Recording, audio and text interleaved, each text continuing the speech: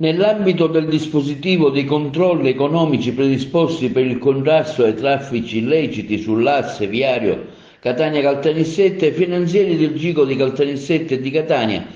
nei giorni scorsi hanno individuato e successivamente arrestato due soggetti di nazionalità italiana che nei pressi della casa circondariale di Caltanissetta intendevano utilizzare un drone per recapitare all'interno del carcere un involucro contenente sostanze stupefacenti e diversi telefoni cellulari.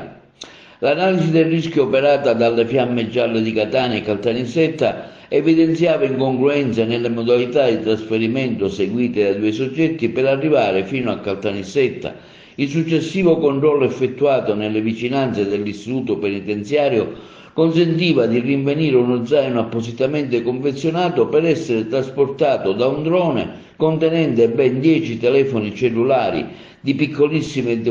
dimensioni, cosiddetti microcellulari, 2 smartphone, 12 schede SIM e gli accessori necessari per la ricarica. Inoltre,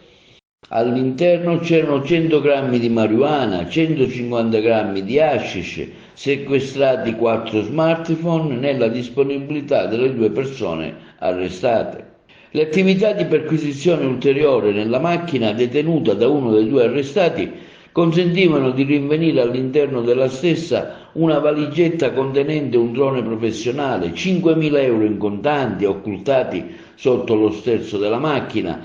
e dai successivi approfondimenti effettuati risultavano costituire il compenso per il pilota del drone da impiegare nell'attività di introduzione dello zaino nell'area antistante il carcere. L'attività di analisi e la decisa azione svolta dalle unità del GICO di Caltanissetta e di Catania ha consentito di impedire la realizzazione di un'attività illecita di particolare gravità che avrebbe potuto arrecare un grave rischio alla stessa struttura penitenziaria e permettere di perseguire attività illecite da parte di chi